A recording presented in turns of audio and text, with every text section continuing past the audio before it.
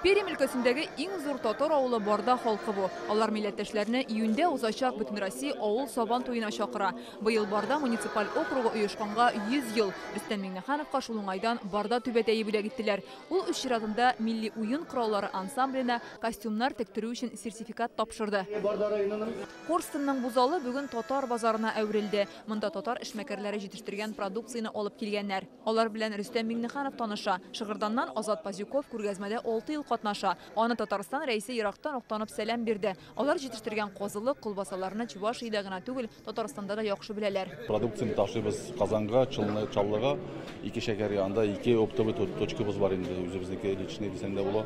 Әлеге күргәзмәдә Бөтенроссия татар авыллары эшмәкәрләре үзләре җитештергән товарларны тәкъдим итә. Монда нәрсә генә юк, ул аяк киемнәре, баш киемнәре һәм үзебезнең менә шундый милли бизәкле калфак, түбәтәйләр. Шулай ук милләттәшләребез төрле азык-төлек ризыклар тәкъдим итә. Менә Әстерханнан карбыз, кавын балы алып килгәннәр.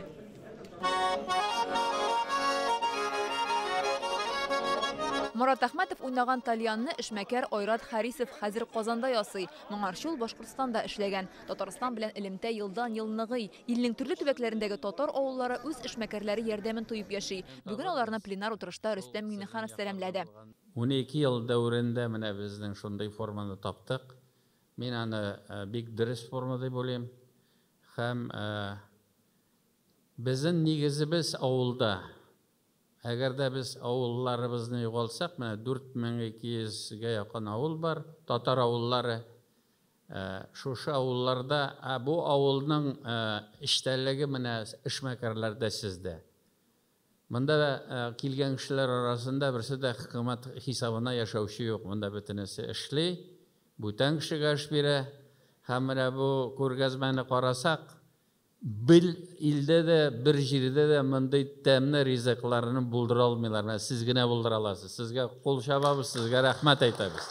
Алар арасында 40 ел терлекчелек, игенчелек белән шөгыльләнүчеләр бар. Хәзер эшләрен балалары дәвам иттерә.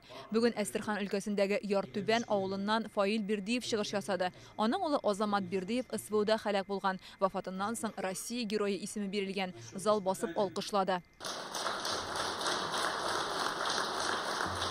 Башкортстанның Кушнаренко районындагы Колтай авылында гаилә фермасын тотучы Дамир Гыйльманов мәктәпкә ярдәм, мәчет салдыру турында әйтте. Чечняда яшәүче милләттәшләребез быел Сабантуй уздырырга ниятли. Республика рәисеннән ярдәм сорадылар. Безгә Сабантуй байрам оештырада һәм үткәрәдә ярдәм күрсәтәсез дип уйлыйбыз. Өзегезгә дә безгә килергә чакырабыз. Пензада яшәүче эшмәкәр Рөстәм Миңнехановны 8 мартта узачак никахына чакырды.